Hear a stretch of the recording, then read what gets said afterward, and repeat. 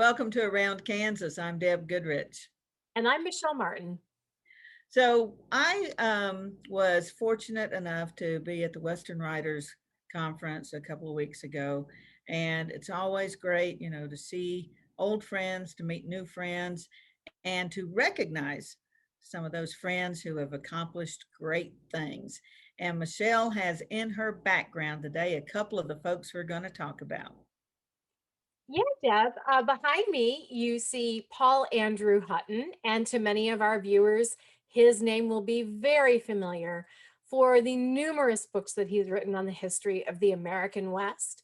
And next to him is really the Dean of Western Historians, Robert Utley, who was with the National Park Service for many years and has written probably more books about the American West than just about anyone out there. And this image actually is from Prescott, Arizona. I had the opportunity to attend a book talk and book signing with Paul and Bob Utley.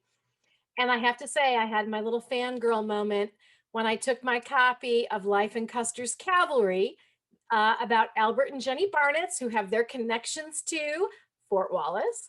And I had Bob sign the book, and he signed it for Michelle with admiration and affection, Bob Utley. So Oh, that's so sweet. I was quite elated because he is truly a gentleman and a scholar. It was wonderful to see him again. The first time I met Bob was decades ago when I was studying at the Buffalo Bill Center of the West in Cody. And Bob was one of our featured speakers during our classes.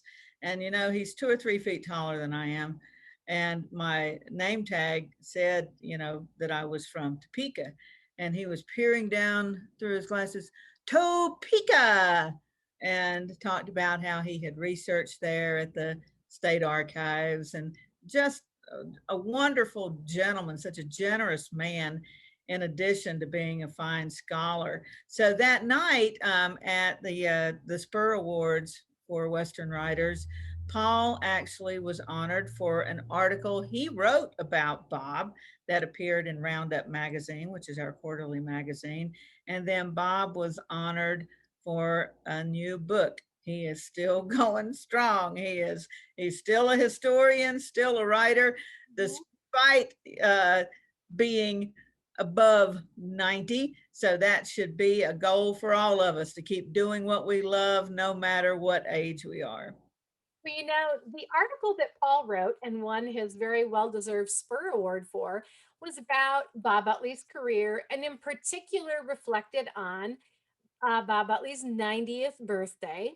And I was fortunate, my husband, who's known Bob for many, many years, we had the opportunity to be invited to, we were guests at that party in Scottsdale. And it was wonderful to see Bob for his birthday, to celebrate his 90th birthday. And it was really a lovely, lovely evening. So, actually, if you flip through the issue and look at the article, there's a photo of that birthday party. And actually, I'm kind of in the front of that photo. Uh, Cool. Next to my husband. And so, yeah, I was thrilled to be included and invited. It was just a lovely evening, and the conversation was wonderful. And it's always good to hear Bob tell stories. Well, one of the stories that I've heard him tell, he wrote a biography of Billy the Kid, and they were having I think it might have been the New Mexico Historical Society. It was, I don't know who it was, but it was dignitaries and history lovers in New Mexico at this kind of a posh party. And this lady walks up to Bob and she chastises him for writing a biography of Billy the Kid. And it's like, why would you write about an outlaw when we have all these distinguished people from New Mexico? Why would you choose him? And Bob said, tell me somebody else from New Mexico that's known around the world. And of course, she couldn't think of anybody, and that was it. I thought that was priceless. It was just priceless. And yeah, he's a treasure. I have to say, he got a well deserved standing ovation. He made a wonderful speech, which it was kind of funny because, again, and not to keep hammering on his age, but you sort of expect people to reflect on their careers and that sort of thing. No, he was talking about the work he was doing right now. He was very appreciative of his editor and publisher for um, really, turning this into a quality book. And it was all about now. And I loved that. I absolutely loved it. Yeah, here I am. As you know, Deb, and some of our viewers may know, I'm writing my PhD dissertation. I have trouble thinking about the next day or two when I'm working on my dissertation. And I can guarantee you, while Bob's working on his current book, he's probably outlining the next one in his head while he's working on the current one. And it is absolutely incredible. His energy and his spirit and his dedication to his craft is just about unmatched in the field. And so I was so thrilled to see that he and Melody made it up to Colorado to the event because with COVID, I know he hasn't been traveling a lot. So I was so thrilled to see that he made the trip, and I'm sure many people that evening were absolutely just charmed by him and happy to be able to see him again. And I have to also say a huge congratulations to Paul Hutton. I am actually a student at the University of New Mexico. And so Paul is in the department I'm getting my PhD from. And he's a friend. I worked with him when I was with Curtis Productions on the Investigating History series. And he also has been a really good friend of my husband's for many years. So a huge congratulations to Paul for his Spur Award, one of many that he's received, and very well deserved. It is very well deserved. I have to tell you, in the um, a hotel there in Loveland, um, I walked out of my room. So I had kind of a corner room, and then just like a few feet from my door, Bob and Melody were coming out of their room at the same time. I couldn't believe we were just right there together. So we chatted for a little while and rode down the elevator together. And I'd been told he was coming, but it was really nice to just run into him with nobody around and have a little while to chat, and that was nice. But yeah, they were warmly welcomed and, like you said, richly deserved. There's so many classics in Western literature that Bob wrote, and it's just he's invaluable. I'm going to turn off the dinger on my phone right here. Ding, ding, ding. Michelle, this is kind of a side note, not relevant to anything. But speaking of the dinging, ask Google or Siri what the fox says. It's hilarious. We were doing animal sounds in the car the other day for the grandkids. And I'm like, what sound does an elephant make? What sound does a mouse make? What sound does an eagle make? And then we're like, what does the fox say? And it gives the words from the song. What does the fox say? Oh, it's hilarious. You got to look it up. And if you're looking for a great way to teach the kids animal sounds, it's a cool way. So I'm going to turn off my ding ding here, and I'm terrible about that. I had my phone go off at Constitution Hall in Philadelphia one time. Yeah, it's a wonder it wasn't executed, but the tour guide had told everybody to turn it off, and then mine went off. And I'm in there with, uh, I don't know, 50 high school kids, the audience from hell. And it's all they can do to sit quiet and pay attention. And my phone is the one that goes off. And I looked at the tour guide and I said, I'm sorry, this is a new phone. I don't know how to turn the ding off. So one of the high school kids got the phone and turned it off for me. So That's the truth. If you don't understand your technology, ask your 7-year-old nephew how to turn it off, turn it on, fix it. my 3-year-old he's almost 3. He can get into my phone without the passcode. I don't know how he does it. He's just like flip, flip, flip, and he's in. And I'm like, I can't do that. How does he do that? It's magic. It's magic. It's magic.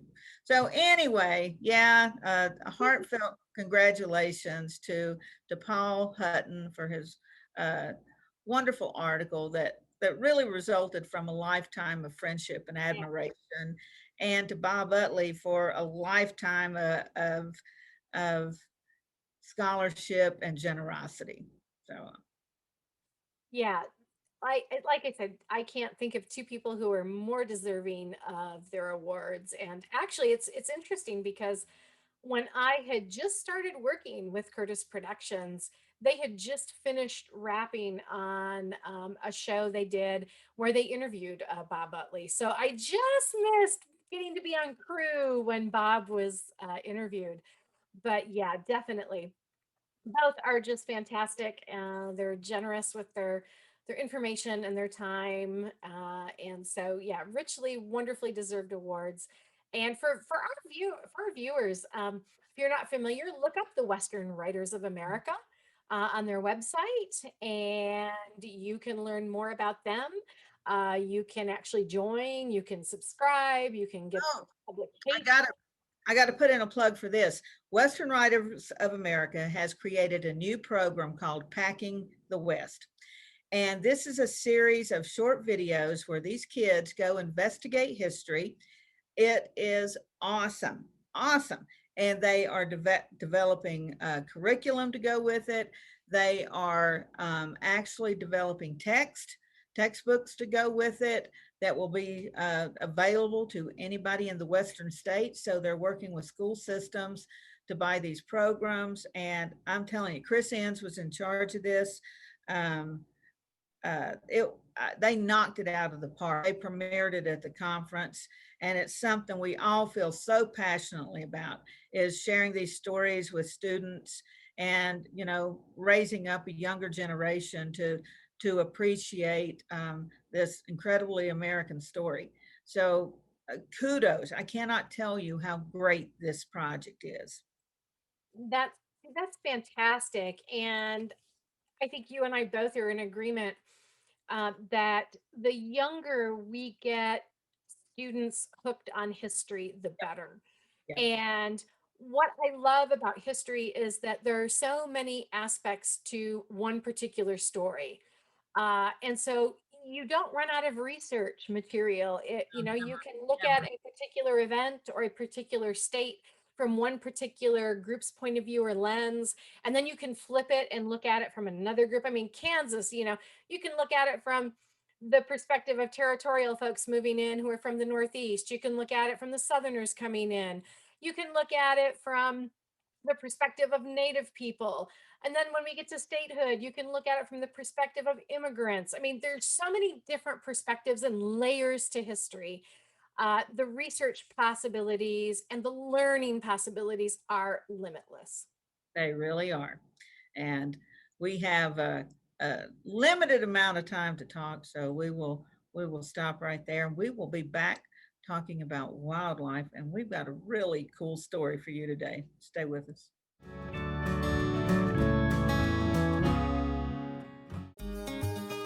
Welcome to the Western Kansas Wildlife Travel Center, right here in my hometown of Utley, Kansas. We're the front door of Western Kansas, located on 3 main highways, I-70, US 83, and US 40. And all those roads lead to history, beautiful scenery, and adventure, no matter which direction you go. We now have an IHOP.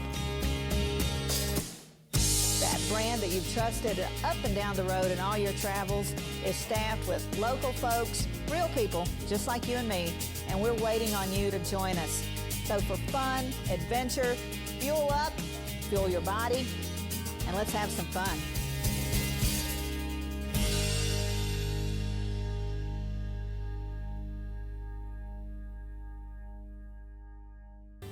Howdy, I'm Seth Hayes, and welcome to my hometown, from then to now. Council Grove has a rich history as deep as the prairie tallgrass. Spend the day visiting 25 historic sites, or explore the unique shops and restaurants, or mosey out of town along the Santa Fe Trail. You all visit my hometown, Council Grove. in the heart of the Flint Hills.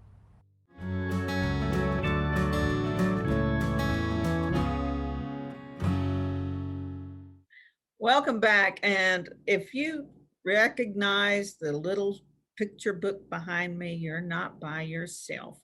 We're going to talk about the badger today. And growing up, in rural Virginia, badgers were not an issue. So my impression of the badger was this sweet little guy from Wind in the Willows.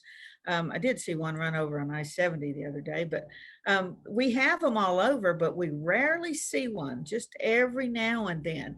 And the nature of this little beast is quite different from this furry little fellow in the cartoon.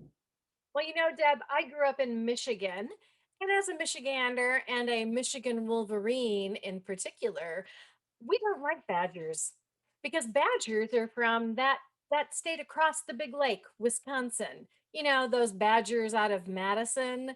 We just like to go over and beat up on them when we play football. So, uh, for me, the only badger I can get behind is that little cartoon one behind you. Yeah, the nature of the badger is quite different from this little guy. And maybe the Wisconsin badgers are closer to the real nature of this little creature. Let's take a look and see. Ah, the kindly badger from the Wind in the Willows. But what of the real badger? Are they as warm and fuzzy as Mr. Badger? Well, if they were, would schools choose them for a mascot? The badger is the largest terrestrial member of the weasel family in Kansas, often weighing 15 to 20 pounds. It has a broad and flattened body and short, powerful legs, and it's not often one is found wearing slippers. Its large forefeet are webbed and equipped with long, curved claws. Distinct black and white markings define the badger's face, and it has a grizzled gray body with black legs and feet. The badger's size, strength, and aggressive retaliatory behavior make it a formidable opponent for most potential predators and have earned it the reputation as one of our fiercest mammals. The badger is physically well equipped for a lifestyle that revolves around digging. Badger dens or burrows are conspicuous, consisting of a large mound of dirt piled around a 10 to 12-inch diameter hole. It digs in search of prey, but also digs to build dens in which to bear young. 3 or 4 young are usually born in April or May. Solitary except during July and August when mating occurs. Even badgers with overlapping home ranges tend to avoid each other through scent marking and aggression. Badgers may range over several square miles, but significantly limit their movements during winter months. Though not true hibernators, they will remain denned for several weeks or more during periods of extreme cold, when excavating prey from frozen ground would burn more calories than could be gained. The badger's diet consists mainly of underground dwelling rodents or other small mammals that can be dug out of their nest or burrow systems. The badger uses its keen sense of smell to locate prey, then digs a series of holes until the prey is restricted enough to be captured.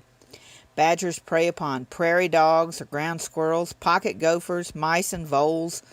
Rabbits, birds, eggs, insects, reptiles, and amphibians are also taken opportunistically. The badger's foraging activity proves valuable for many species of wildlife that lay claim to unoccupied badger dens, and the rodent control provided by badgers is often beneficial to man. However, the large holes left behind provide a minor threat to livestock and farm equipment, and badgers can be very destructive in alfalfa fields where dense rodent populations often exist. As a result, they are viewed unfavorably by many farmers and ranchers. The badger has been of minor importance to the Kansas fur trade in recent times, though pelt prices have more than doubled over the past 2 seasons. Annual harvests of 800 to 1,000 have been typical. Although badgers can be hunted, this is not usually an effective means of harvest or management. Nearly all harvested badgers are trapped, either at den entrances or incidental to coyote trapping. Ah, Mr. Badger in a coyote trap. That's a tragic chapter missing from The Wind in the Willows.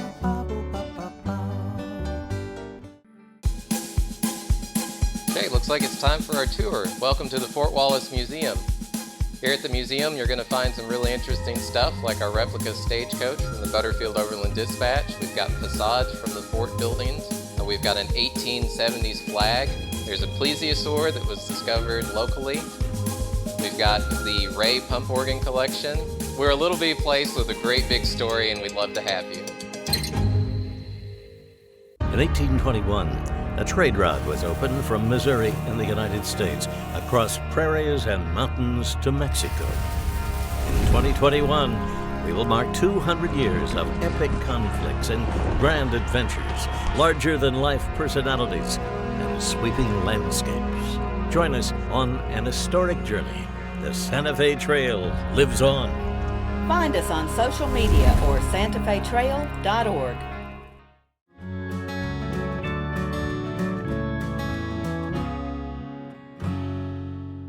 Hi, welcome back. I'm Michelle Martin. And I'm Deb Goodrich. And in our first segment, we're going to take you to the community of Independence via space. And we're going to have more fun than a barrel of monkeys while we're there. Because we literally are going to talk about a very famous rhesus monkey who spent a good portion of her life at the Ralph Mitchell Zoo living on Monkey Island in Independence.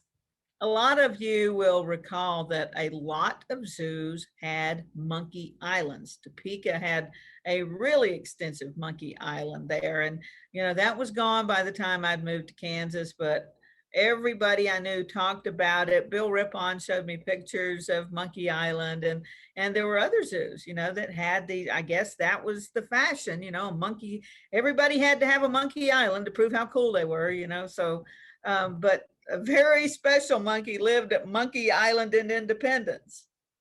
Yeah, and that is Miss April, and she was a rhesus monkey.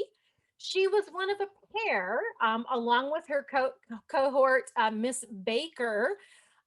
These monkeys were sent to space aboard a Jupiter rocket and brought back safely to Earth in May of 1959.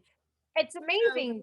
Their flight reached an altitude of 300 miles, and they traveled in speeds in excess of 10,000 miles an hour. So it was absolutely incredible that they went ahead and survived such an arduous trip. They went where no monkey had gone before. Isn't that the truth?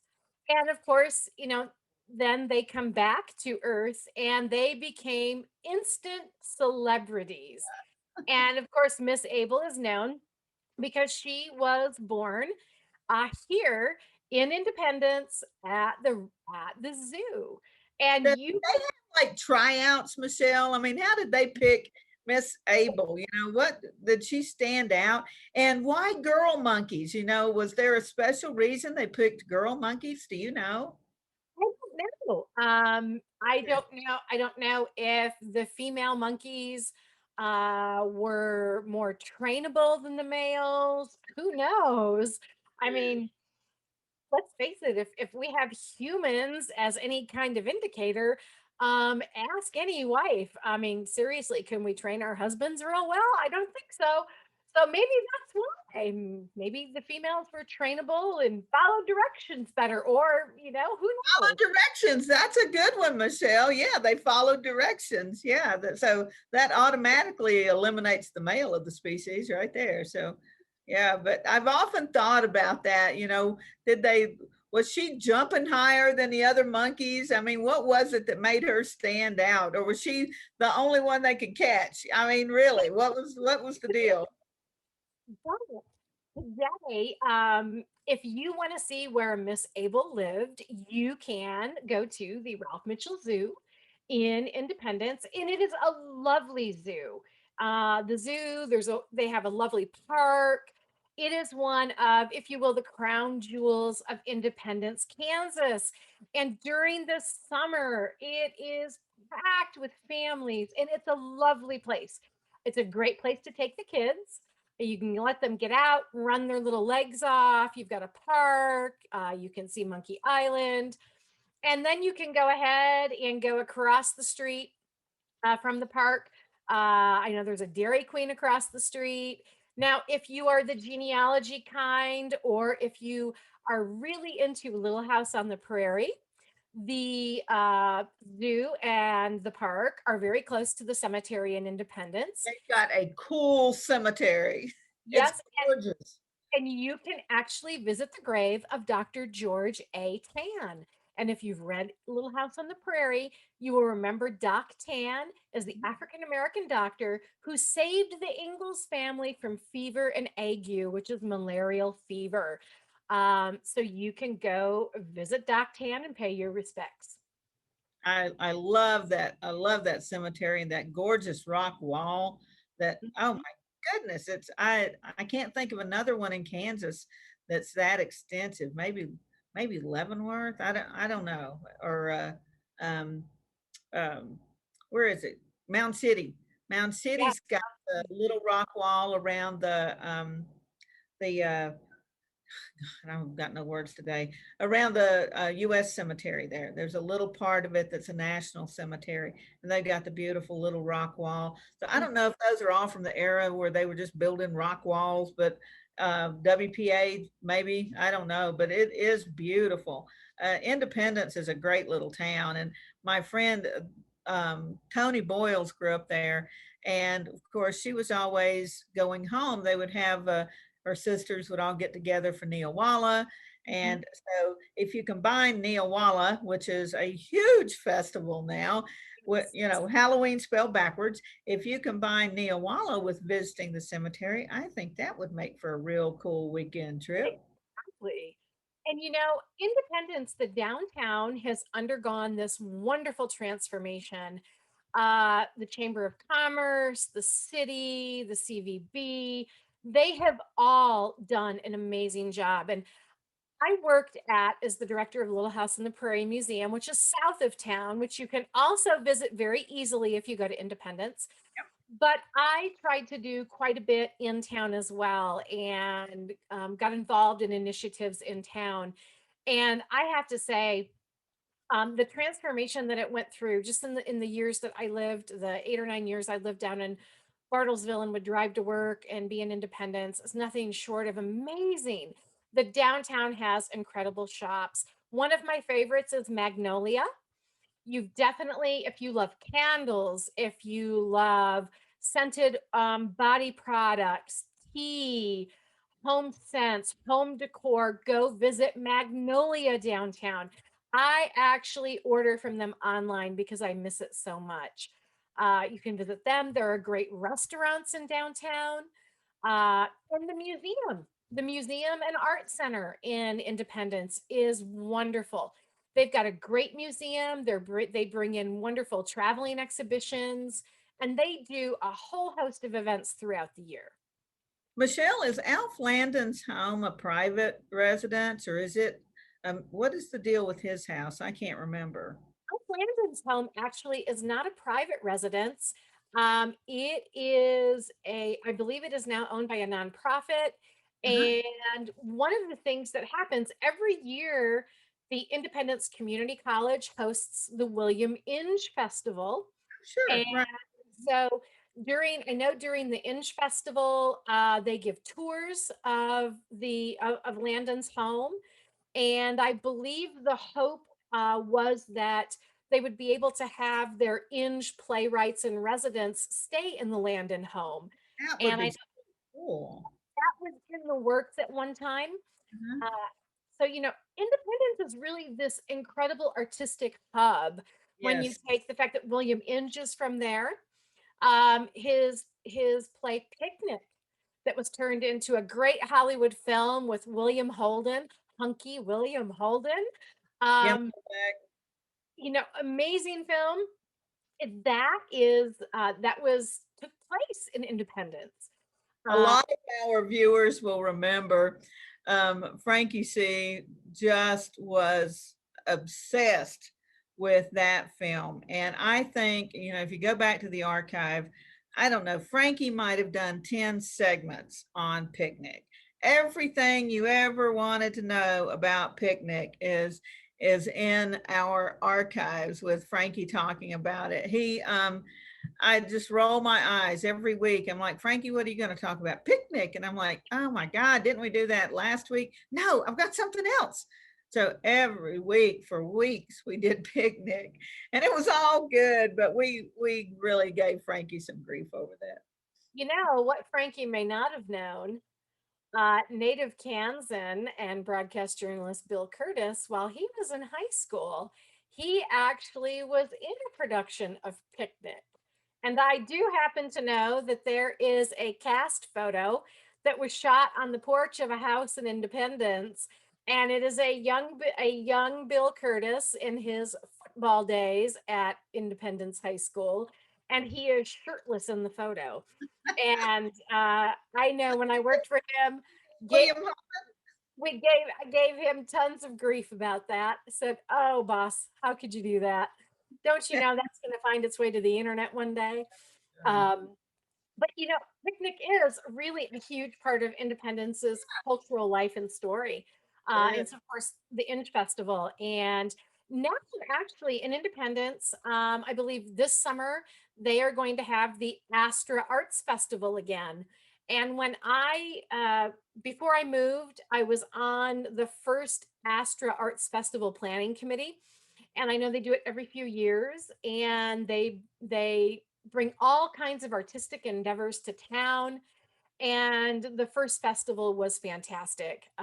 So, you can check out the Astra Arts Festival. They have a Facebook page, and you can look for their schedule to see all the things they have planned. well, we hope that you will take the time to visit Independence, and a shout out to all the folks that live in Independence that make it such a great place to live and to visit. And when you show up there, tell them that Deb and Michelle sent you so that they'll know that we're talking about them. I hope their ears are burning right now because, yeah, we're both pretty big fans of Independence. Michelle spent a lot of time there, and Michelle and I actually had a book talk when our Kansas Forts and Bases came out. We had a book talk there, and a great crowd and just a wonderful time. That was a lot of fun. A lot of fun. Their public library is gorgeous. And Really. they got their original building, and then they did this beautiful extension in addition to it. They have a beautiful stained glass mobile in that main lobby that was designed by a stained glass artist named Terry Ricketts, who sadly is no longer with us.